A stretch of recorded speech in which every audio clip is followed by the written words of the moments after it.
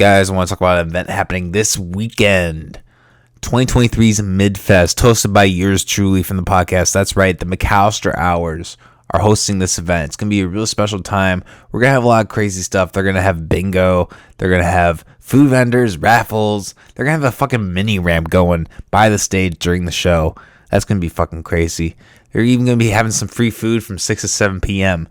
We're going to be kicking off the podcast with a podcast at 2 p.m., followed by the show at 3. It's going to be at 2877 Taft Avenue in Garner, Iowa. Admission's only $5, guys, happening on May 20th. So, guys, if you got nothing coming on this weekend, come check it out. Again, that's at 2877 Taft Avenue in Garner, Iowa. Zip code 50438 on May 20th. Admission's only $5, guys. $5. Come out, have a good time.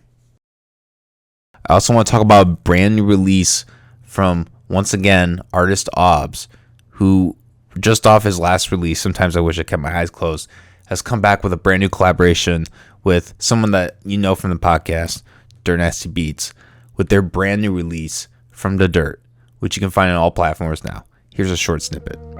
To think I used to be obsessed with proving myself. I'm rich in spirit, I ain't proving my wealth. I'm moving the belt. Cross all the backs of children talking back, not talking adolescents, but rappers who need a lesson. But if I get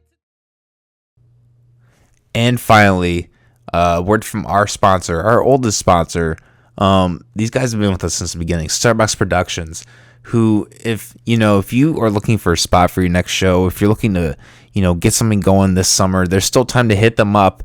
I don't know, because I haven't hit them, I haven't talked to them about any events, but I mean, if not this year, next year, I assume that they have a lot going on. So, as always, because that's what they do, right? Right, everybody? I'm not with it. I'm doing these ads, okay? God damn it. If you're looking for a solid team of people to get you started with your next performance or event, these are the guys to contact. They're always busy, in motion, behind the scenes in the Midwest, and they have plenty of shit lined up. So what are we waiting for? Head over to their Facebook page for all your needs today.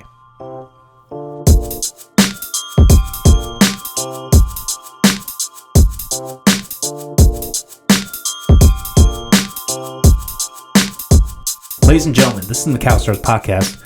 I'm your host, always Cole McAllister. Joined today, we have a super special guest, local Iowa celebrity, basically, Scott Siepker. How are you doing today, man? I'm doing all right. I could fight you on the use of the word celebrity. As long as it's a lowercase c, I will just shut my mouth. Cool. Well, people might know you from your hit video, Iowa Nice. That was about, I think, 11 years ago. 11 years ago, yeah, somehow. Long time. And I don't want to just make you out to be that. You've done quite a bit since then. I mean, we're going to get into it today, but when we met, I think a couple months ago, you kind of went into your career. So you've done a lot. You've done a lot of things. It's an honor to have you here, man. So thanks for coming in today. Thanks for having me, Cole. Yeah. So just first thing before we get started, I wanted to ask, what's like, just kind of so people kind of understand who you are maybe a little more, what is it that you do, what's your background, get into all that. Yeah, I grew up here in rural Iowa. It's unlikely that I would hello. I grew up in rural Iowa. It's unlikely that I would pick the path of being a filmmaker and an actor.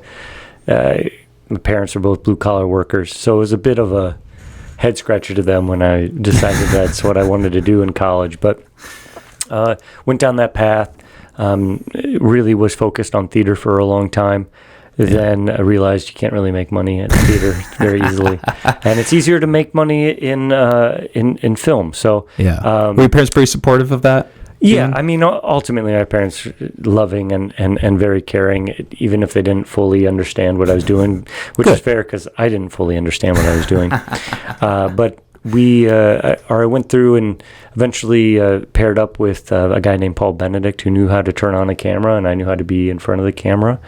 And then we started a film company, and we put out a variety of things no one watched. And then we put out Iowa Nice, and then the world it felt like the world was watching that one couple days in 2012, early January. And that changed the course of my life. And I wouldn't be sitting here right now talking to you without that moment happening. Of course, after that, we kept putting out more content. Eventually later, we were invited to be on ESPNU to do college football comedy content for 2 seasons. And then it kind of, clients started asking us to make videos for them, which means they were paying, which was nice. And then we were eventually able to do what we really want to do, which is put out feature-length films. So we put out our first feature-length last August. It's called Kinnick the Documentary. It's a 90-minute feature about Niall Kinnick. So About what, sorry? Niall Kinnick. He won the Heisman Trophy in 1939. He's who the stadium in Iowa City is named after, Kinnick Stadium. Okay, cool. And he, a really, really interesting guy, ended up perishing in World War II. And if he hadn't, Ronald Reagan said he probably could have become president. So he's a really interesting cat. And so it's been an honor. And now we're looking forward to our next couple features. So let me ask you this, because I imagine that's a little bit of a transition. I'm in video production, for those who may not know. So obviously I'm not the level you at, but I kind of have an understanding of how that all works. I can imagine there's quite a jump from doing something like Iowa Nice and these skits to like doing a full length biographical historical type of thing. I guess, like, what did you learn in that process, and like what was it like kind of transitioning into more of like a different beast? Yeah, Iowa Nice and the stuff that we did for ESPN was very much about churning out a lot of content quickly. Doing Kinnick the Documentary took us 10 years. Wow. So it was a lot of research and patience, and of course much more polishing went into the film than we would on our normal 2-minute videos, because we had the time, and also we wanted it to be to the level which it ended up at being. And so that's making a lot of content quickly teaches you to be okay making mistakes. And because some stuff isn't great and it still has to make the air because the deadline is here. And so you learn very quickly what works, what doesn't, and you learn how to work quickly, and then savor the luxury of time when you have it. Yeah. So 10 years, wow, that's a long time. Did you edit that yourself? Yeah, so there's 4 of us that made the film, and our lead editors were also our directors, Paul Benedict and Christopher Cook. We all, though, wore all the hats that we needed to. So if you watch the film, I was responsible for cutting out the hundreds of different newspaper articles that we used on film. This is a completely thankless job. You would only notice it if I did a bad job. It was so diligent to just click and click and click. But it's work that needed to be done. We did a lot of highlighters. So I used After Effects in that sense. But my contribution to the editing is nothing compared to what Chris and Paul put into the film. And they were our lead writers. And they also, I think, I'm so proud of the script that they crafted. And I'm just lucky to know talented people. Yeah. Well, I the fact that you're able to do full-length features, I'm sure there's, hundreds of thousands of people across the state who would love to be able to do that. I mean, to really get to that point in time. I guess let me ask, I know it's a little early in the interview to ask this, but like, what kind of piece of advice would you have to someone who, maybe is like me or like someone else who's just starting and, looks up to you and wants to get to where you're at? Well, it won't be easy. And if it was, everybody would do it, right? Yeah, and also you need to have an honest conversation with yourself. And this, I don't mean this to sound crass, but you need to have an honest conversation with yourself whether or not this is something you're good at. If you are, then the next step is just start making stuff. If you're a producer, or like I learned to be a producer and a writer so that I could give myself roles, because really as an actor is what I want to be. And so I spent a lot of time on camera, and so I did all that just to give myself acting opportunities. Along the way, I kind of acquired all these other skills. But now with what technology is, you can shoot a lot of stuff yourself. You're going to have to learn how to collaborate. But at first, if you're getting started and you're trying to make money, what I suggest to people is you go down to the mom and pop shop that's close to wherever you're at, and you tell them, hey, look, I'm trying to get this video production business started. Would you allow me to make you a 90-second video about your business for free? if you like it, will you promise to tell 3 of your fellow business owners that I did a good job, and that if they're looking for video production, they should call me? That's what I suggest to people. 1, figure out if you're good at it, and if you're not, can you get good at it? And if you can't, then you got to pick something else. And you can keep video production as a hobby. Sure. There's no reason it can't be a hobby. But if you want a career, you got to be good at it, or you got to be able to get good at it. And then just put yourself out there. There's so much competition now that you have to find a way to break through. When we were doing Kinnick the documentary, even after all the success we had with Iowa Nice and ESPN, no one really, with money, believed that we could do a 90-minute story. And so we had to put ourselves out there and do a lot of it on spec. And now we got it done, and now we have the proof of concept. So it's unfortunate that sometimes you have to do that. It's not ideal. It's certainly maybe not even fair that you don't get paid for work that you do. But unfortunately, I think that's a path. That's one of the paths that you can take. Okay. And actually, that kind of answers partly the question I had, which is like, me and like others as like videographers, like we do want to get paid. We do want to make that career.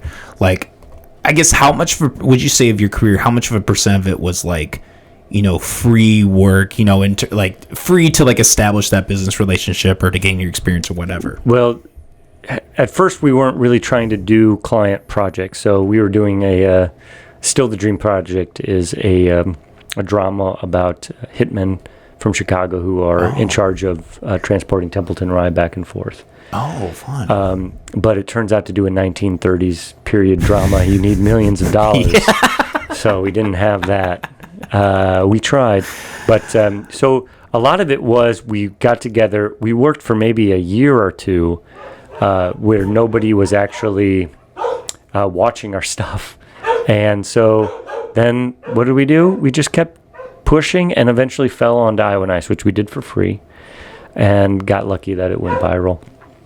And so unfortunately, I don't know what, there's something about society I wish I could change, that artists from the beginning could be paid for their work, but it's just not the way it is. And as much as I wish for this utopian art world, it just doesn't exist currently. We can strive for it, but it doesn't exist. And so there's a practical purpose to me saying, unfortunately, you're probably going to have to do some stuff for free. If you can find another way, you take it, right? If you go to the mom and pop shop and say, hey, normally I would charge $2,000 for this, I'll give it to you for $500, and then will you pass? I mean, you could try that too. Yeah. You could ask, maybe they would. They're more likely to do something for free, but try it. See what happens. Sure. Getting to be a good negotiator is an unheralded skill that people don't tell you about when you're running a video production company. You are a business owner first, and so you got to be comfortable with setting your rates and negotiating on your own behalf. Yeah, I can imagine that's a very difficult thing to grapple with when you're first starting. Now, that's kind of the problem with like what we do. Just at its core is like it's subjective.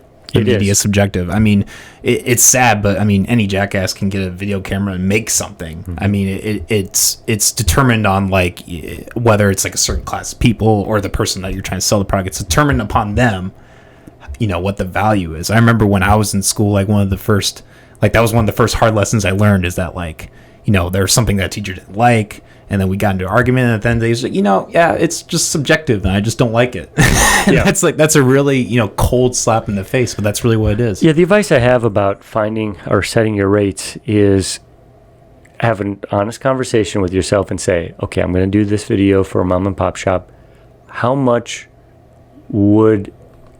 What amount would make me feel really good about doing this? And maybe at first it is $200, maybe it's $500, whatever it is. If it's $50, whatever it is, go in and ask for that. Then if they say yes right away, then I could probably ask for more.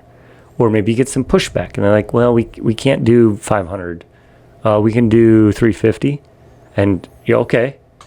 You got to throw a dart at the board to see where it lands, and then you can base your information off of whatever evidence is coming in. So the subjectivity of it all is that first time you're going out to try and get paid, you're going to ask, what am I supposed to charge? And don't worry about if you're charging too much or too little when you get started. Just, if you can get past the free stage, just be comfortable with getting something. And then be like, okay, do I think I get more? Should I ask for less? And then you just, as you get better, you're going to get paid more and more, ideally. Mm-hmm. Makes sense. And you'll get more comfortable at asking for more, because you're like, I could see that business that I did that video for, they've increased their traffic to their store by 10% or whatever. Man, this video is actually bringing value. So you go to the business owner next, whoever it is, and you say, hey, I think that if you do a video with me, I think it can bring you $5,000 worth of business. I'm asking you to pay me $1,500 to make this video. Well, okay, now we're having a conversation. Yeah. I mean, that's a very difficult thing. It's like, putting it realistically, like, and having confidence, knowing your self-worth, like that's something like I struggle with even with the podcast, but like I've had to put like for people who want to come on, I've had to put a price on them to like, because you get to a point where it's like, yeah, I mean, if you put your stuff for free, anybody will do it, right? Mm-hmm. But you got to have some kind of dollar amount to kind of figure out who's really serious about it and who's just kind of doing it for fun. And that's fine if you're doing it for fun, but like people like us, there's a certain point where it needs to actually accumulate something. Absolutely. And it's a hard road to walk down sometimes, but you can make it. It just requires some work and perseverance and talent. Yeah. Let me ask you kind of like a broader question. What do you think about like film and media as a whole? We're kind of getting to the stage of like, there was recently the writer's strike. Still going on. Yeah, because of the AI. And like we've been kind of talking about, technology is just becoming more accessible, more easy to use. I don't know. How do you think that those things impact the future outlook of, let's say the film industry, the film and media industry as a whole, but also like Iowa and maybe this smaller cluster of people we have here? Well, first off, I'll take the second part first, which is, I think more technology makes it more likely that people will not want to live in the biggest cities. I think life is a little easier in the slower parts of the country, which is desirable. Like one of the reasons I like living in Des Moines is that I get to complain about the weather instead of the traffic, and that is a real luxury to me. And I don't want to be stuck in traffic. I hate it. And so it's a good place for me. But certainly technology, what we did with Iowa Nice wasn't possible 20 years ago. It was the advent of people watching YouTube and the cheapness of equipment being able to be produced, that we were able to be in Iowa and make something that started a national conversation. So things have changed in that way. So I think technology will continue to make it so that you can live where you want and do what you want. Now, AI is here, and it is definitely going to replace a lot of what I do as a video producer. Am I scared? Yeah, I am. I think the quality is so good already. Where it's going to be in a year and 5 years and 10 years is probably going to be adjacently undistinguishable from what a human produces. Maybe even better. I hope not, but it's possible, right? So right now, I can sit here and whine and complain about it, but it is here and it's going to continue to be more and more ubiquitous. So the only option that I or anybody has is you got to lean into it. How is AI going to help you? How is it going to help you make a more profitable company? How is it going to help you find a career path? How is it going to help you be happier? I know that sounds crazy, but that's what AI is going to be doing. And we got to be careful with all of that, of course. We could get into the whole Terminator situation, but for the most part, for this conversation, Right now, not everybody is using AI. Use it to help you get ahead of everybody that's not using it. And then hopefully we'll figure this out. We'll just figure it out. Yeah. No, I agree. I do like when and we don't have to get into this, but like the entirety of like the AI discussion, like I find myself kind of in the middle, like kind of on the fence, because I do see that Terminator Doomsday outlook, but I also see like, oh, this is an amazing tool. Like I saw a video where an AI took like just chopped up like an hour podcast in like seconds, just down the line. So like it is easy to like look at the Doomsday scenario, but like there's part of me that's kind of like, yes, like there's something about this that just makes it better and easier. It's difficult. There's no doubt that it will make some things better in our society. I think it's going to have a tremendous say in medicine. I think it's going to help us live longer, healthier. But of course, it is going to be taking some jobs, and probably a lot of them. Mm-hmm. And so we're going to have to figure out as a society how we juke. Yeah. How do we advance this? And right now, that's where I want everybody that's listening to just think, all right, this is happening. We're at the beginning. We're probably actually in the middle. We should have probably been talking about this 10 years ago. I agree, yeah. But it's here now. The train is going, and it's only picking up steam, so you better jump on as quick as you can. Yeah, I agree. That's well said. Let me ask you about let's go back in time to Iowa Nice. As sick or not sick, you might be talking about at this point.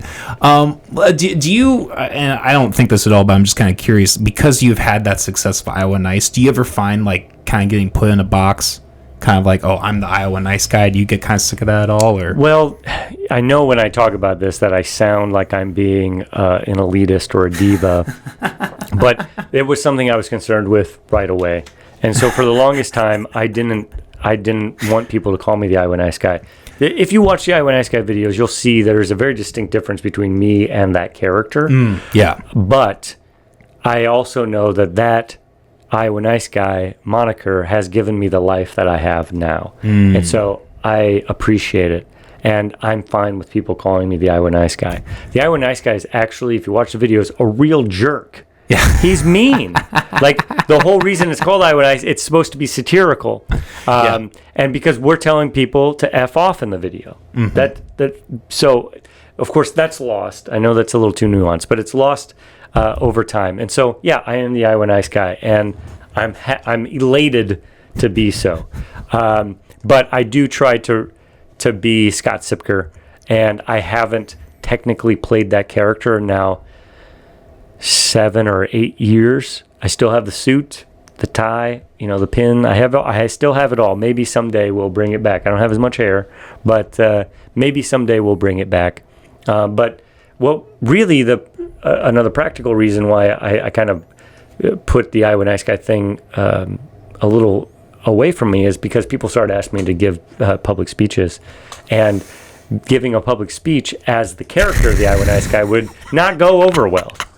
And so I needed to be able to be myself, to talk for 45 minutes and be animated and whatnot. And then I incorporated different aspects of what we did with that character, like making fun of Nebraska all the time. So I do that in my speech.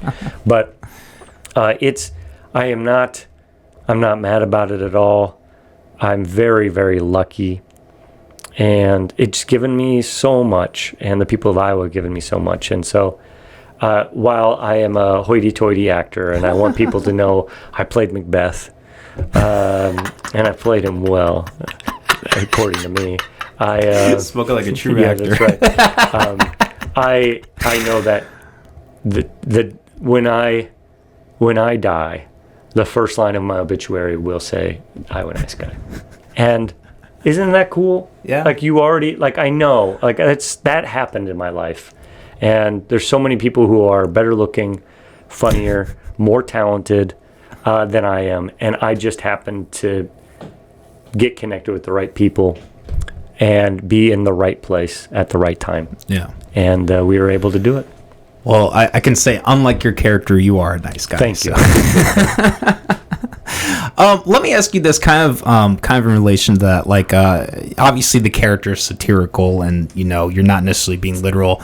But I do, in watching that video, I do kind of pick up on a sense of like some kind of, I wouldn't necessarily say criticism, but just like kind of a caricature of the state of Iowa. Do you like? I guess how do you feel about Iowa as a whole, like the good and the bad? Do you think there's potential here? Do you think it's kind of just like that stereotypical, like, redneck type of thing? Like, what do you think? Well, that certainly was what we were fighting against in the original Iowa Nice. If you watch the original Iowa Nice, we highlight the fact that, Iowa was the first place in the country where you could have interracial marriage. It was the first place in the country that we desegregated schools.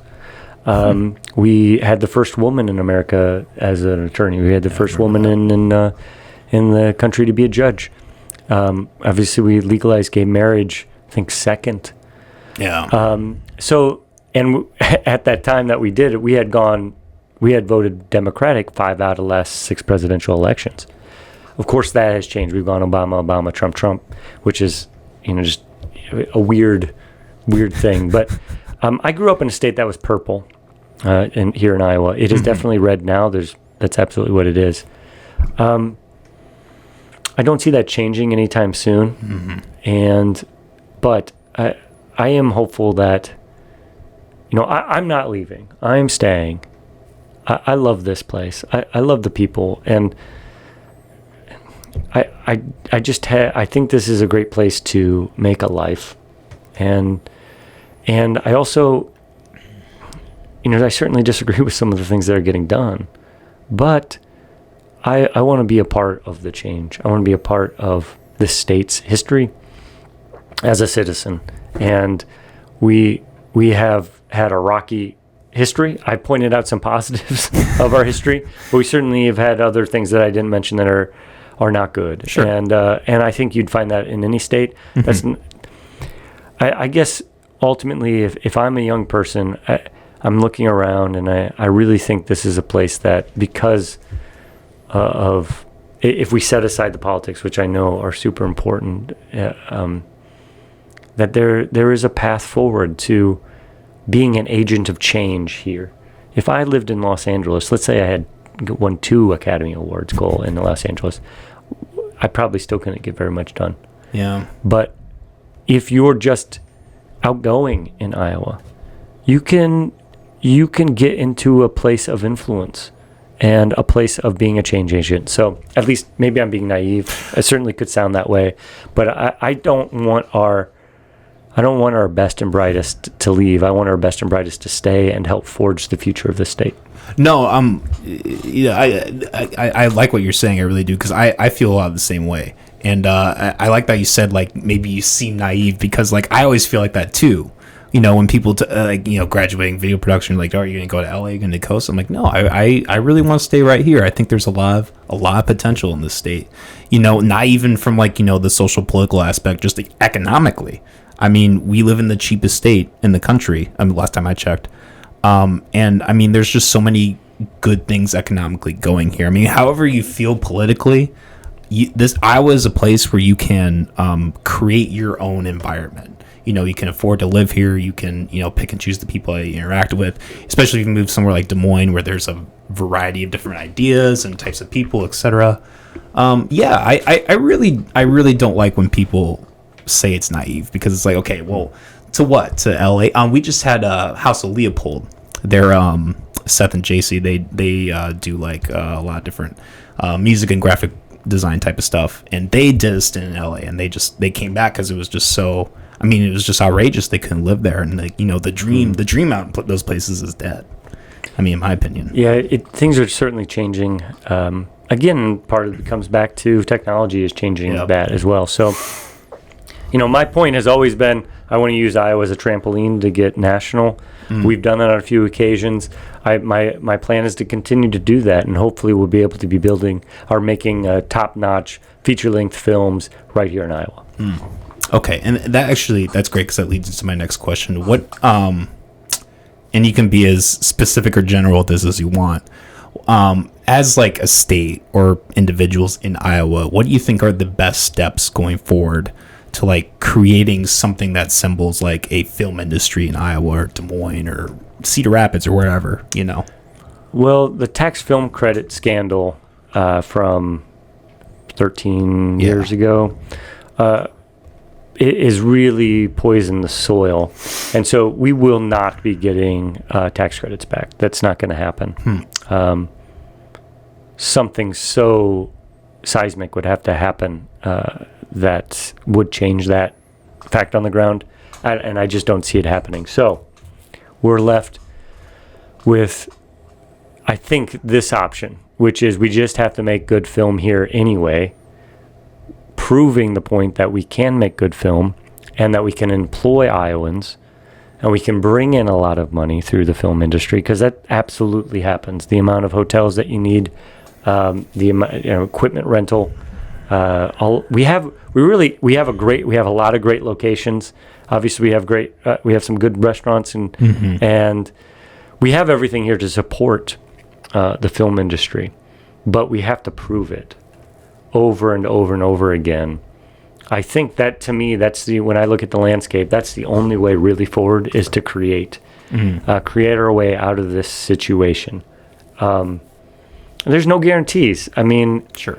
The state of Iowa does have a really good grant program for films, the Greenlight grant. Encourage anybody, I think they have $400,000 to give away every year, something like that.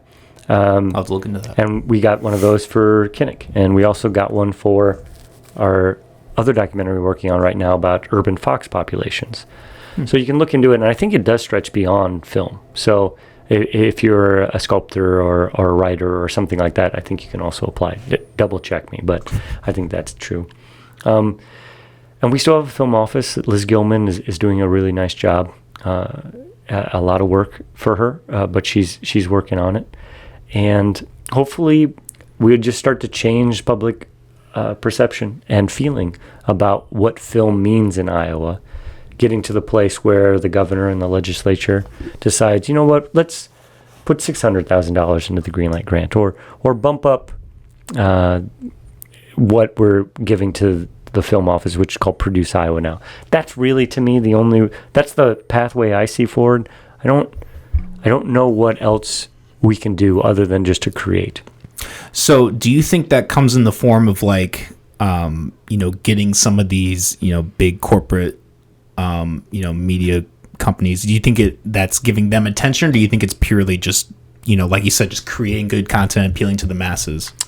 I think you need to create good content, but maybe more importantly, profitable content. Sure. Yeah. So if you're able to do that, usually money begets money.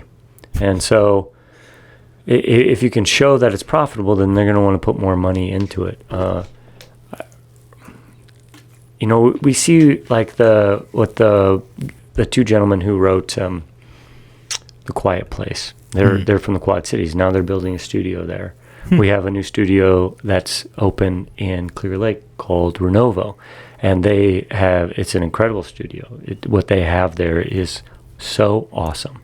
So we are starting to get the infrastructure in place to be able to support everything in like centralized locations. We already have that, but those places are centralizing it, make it even easier for places from out of the state to come in and be like, oh, I'll just get that package from Renovo.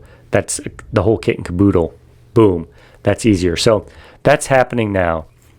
I think that's kind of the path forward. I'd love to be able to eventually, we have so much movie success that I'm able to build a great studio here in Des Moines. We shall see. Yeah, that would be awesome. Keep me in the loop on that. All right, sure.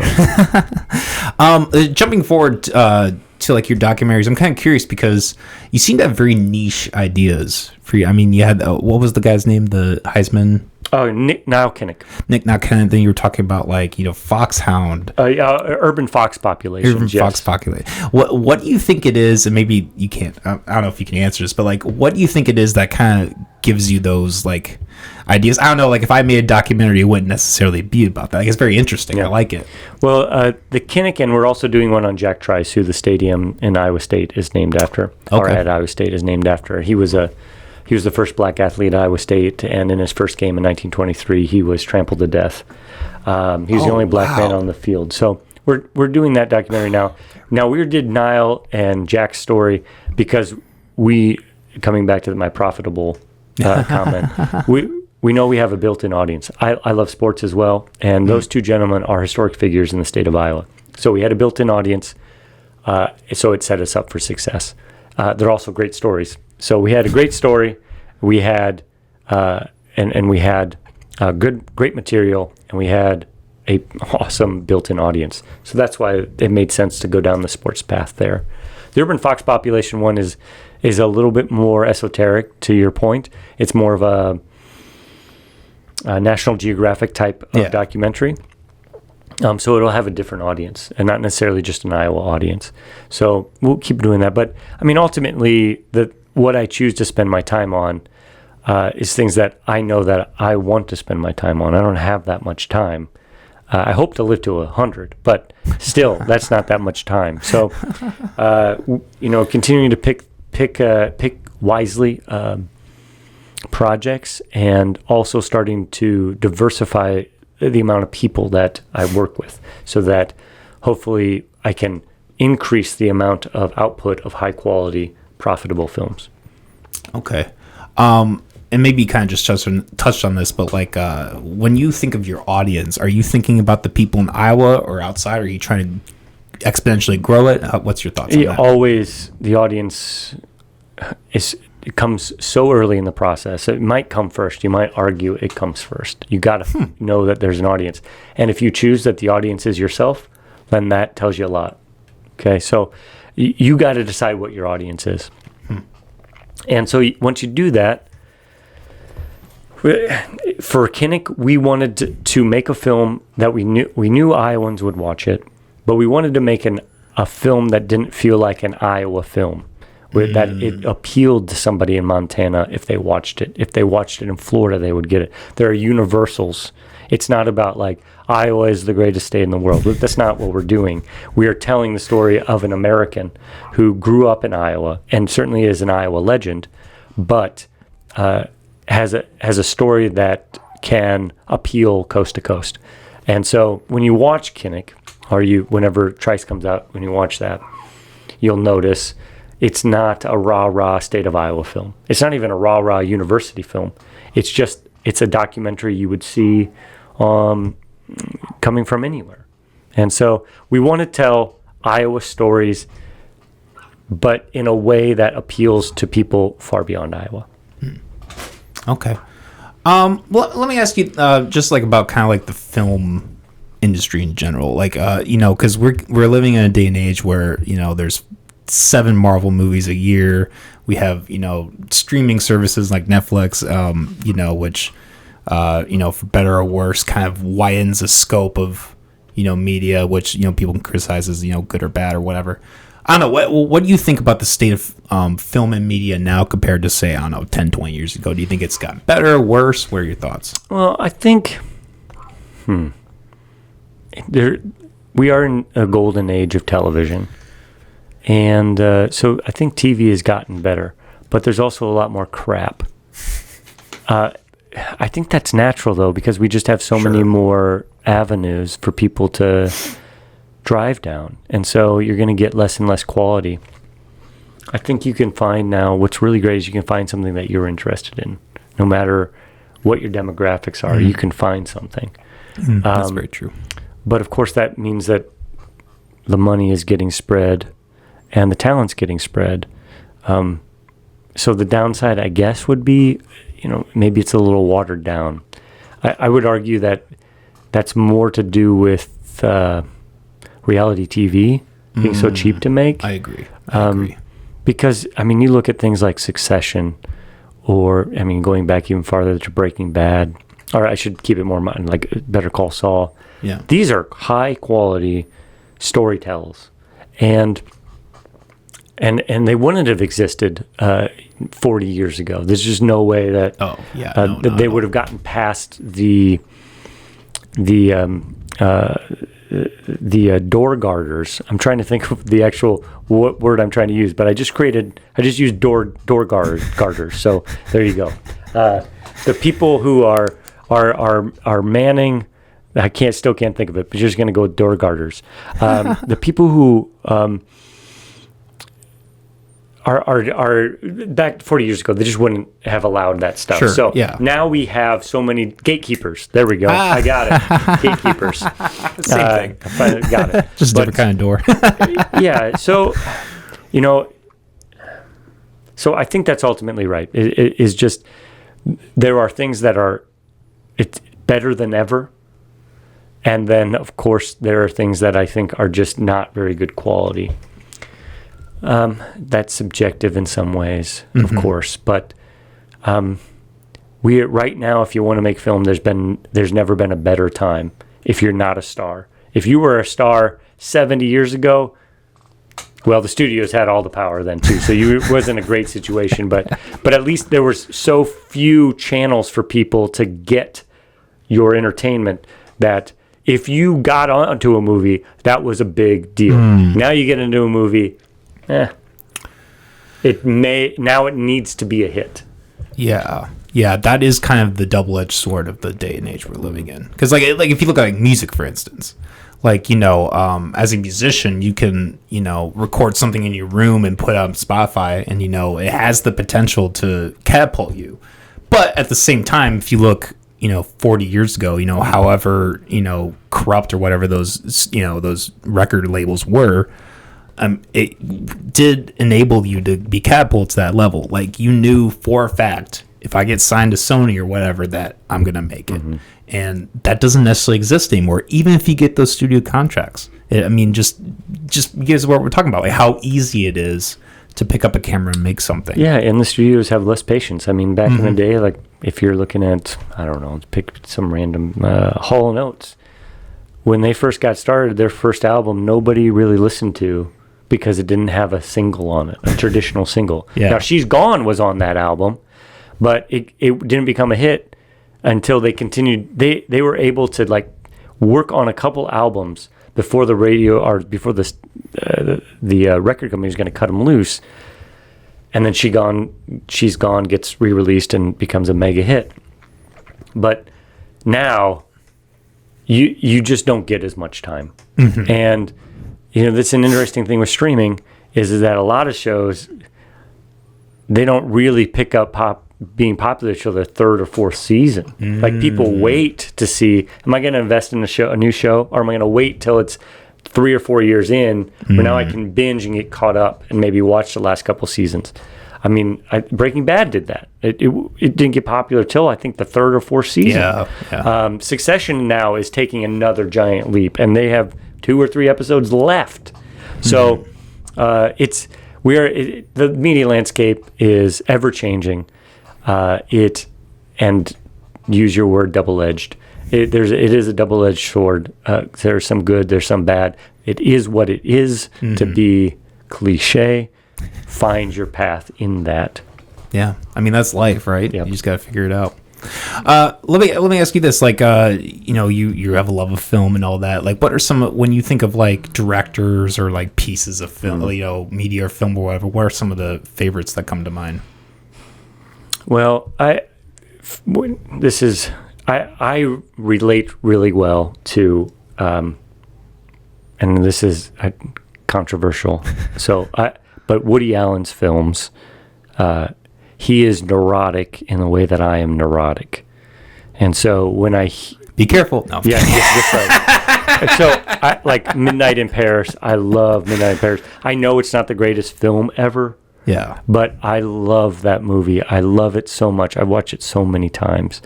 And I think he's a really good director.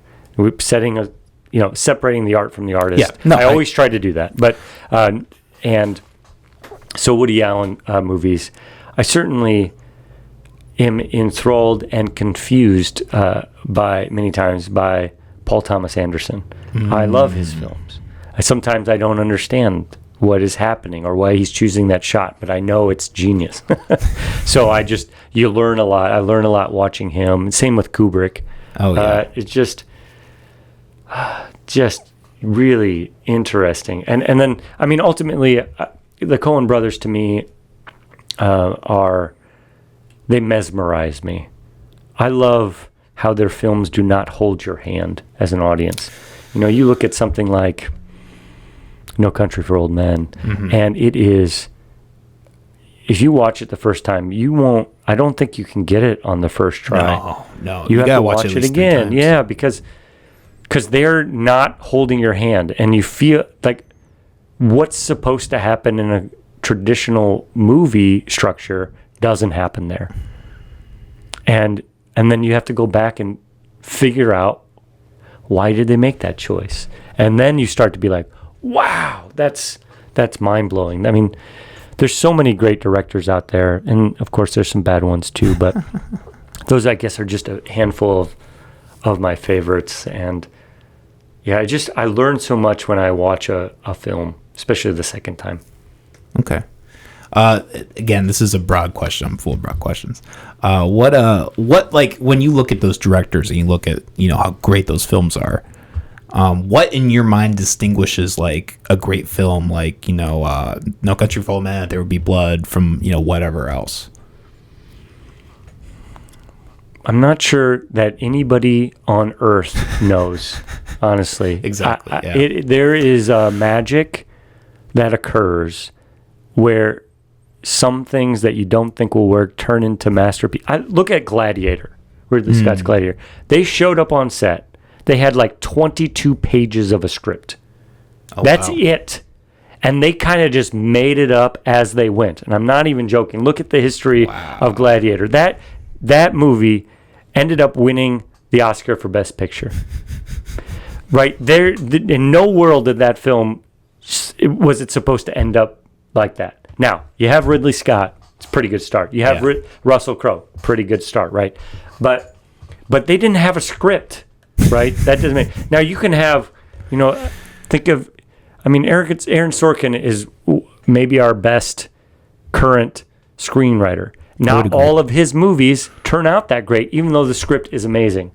So, because there's so many things that go in to making a film, so many different people that have to be good, that I don't think you can pick one thing. But for people who consistently deliver, say like the Coen brothers, they know story. They know how to tell the beats of a story. They know how to move between those beats, and their scenes are never flowing between each other because and then. It's never scene A happens and then B happens. No, it's like A happens and it makes B happen. And then you start, and then C happens and D happens. And it's always just building on each other. It's never, and then, ... Yeah.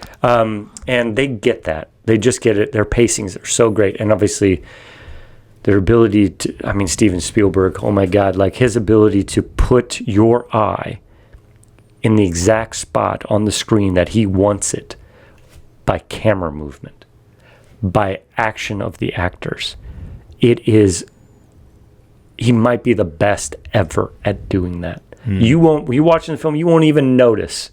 That's how smooth it is. But if you go back and watch it on silent or something and just watch where he puts your eye, he is moving your eye without you knowing it. Oh, yeah. That's awesome. Well, yeah, I mean, like his wonders, right? Like he has some of the best wonders in film, but you don't even realize that they're wonders because they're so, like there's that one scene in Jaws where they're on the dock and that whole thing's a wonder, but you don't even realize it because it's just so like the dialogue and everything. And, you know, talking about like earlier, like how it's not just one thing. The Coen brothers, I mean, they're a great example of that. There's films that they've like written for, but not directed for. And you watch them and it just seems off. Like the script doesn't really flow with the, you know, what's going on screen. So yeah, it's not really one thing. It's just, it's this weird cultivation, and like I haven't figured it out. Like there are very few people on the planet Earth who have figured it out, and they might not even know. Yeah, exactly. That's the thing. They might not know. So it's a tough racket. Yeah, that's interesting. Yeah, like you know, like when Kubrick made Clockwork Orange, he did that. They just showed up to set with the book. Yeah, he just had the book, and he's like, "Okay, today we're doing this page." Can you imagine going to like Universal or Netflix and being like, hey, we're just going to do this book? Yeah. I haven't figured it out yet, but yeah. There are only a few, when you get to that level. I mean, Scorsese could do that. Yeah. So there are some people, Spielberg, as we talked, that a studio would say, here's a blind check, do whatever you want. Those people are becoming fewer and fewer. Yeah. There are thankfully some of them, like Ari Aster, Dennis. I can never pronounce his last name, but the French Canadian director. He did Arrival, Scorpio, yes, Sicario. Oh God, Denis Villeneuve. I can't even pronounce Villanueva. There you go. Yeah, directors like that. There's brilliant men and women out there who are making great films, and we'll hopefully be able to do that stuff here in Iowa. Yeah, I really think so. I think we talk about this, with the music scene, but really anything. I think, and you kind of talked about this in your short, how Iowa's like a flyover state. And like it really is in a lot of regards. Like I people come in every week and there's just so much talent in this in this state. You can like feel it. It's bleeding talent. There's so many people out here who are really passionate about what they do. And then, you get to know them. They're like, yeah, I got to go do my 9 to 5. And like, you realize they're just a regular guy. And like, there's something beautiful in that, but it's almost kind of like if only like New York was here, like all of you could be, rolling. Well, you think that, but I was just down in Nashville, and every bar I walked by, there's, some country singer going, and they are all so good. They sound like they should be on the radio, and you just realize how much talent goes undiscovered every day on this planet. And but that's also a credit to our species. I mean, we have a wide variety of skills, and we have accomplished a lot, and hopefully we're able to become interplanetary at some point, so we can keep spreading the talent. Yeah. Scott, we've been going for about 50 minutes here. I think this is a pretty good place to maybe wrap this up. Do you have anything else that you wanted to mention or bring up before we maybe end? Just find something that you're good at and do it. Hell yeah. I mean, that's what you should do. And I hope everybody stays happy, and I hope everybody's favorite bands stay together. Hell yeah. What do you got coming down the pipeline for in case anybody? Yeah, I got a lot of client work coming up, but we are getting close to starting editing the Fox film, and then I'm beginning the process of fundraising for the Jack Trice film, and then we have other scripts and other fun things coming down the road, and I think it's going to be a fun decade. Fun. What was your last film you just put out? Where can people find Kinnick, the documentary? We're on Amazon and Apple TV. So okay, awesome. $4.99. Awesome, yeah. Scott. It's been a real pleasure to have you in here. Guys, tune in every Monday and Thursday at 7 p.m. That's where we're at. We have a website, McAllisterArts.com, and we also have a Patreon. So if you'd like exclusive content like what we do, go check that out. All right, have a good night, everybody. Peace.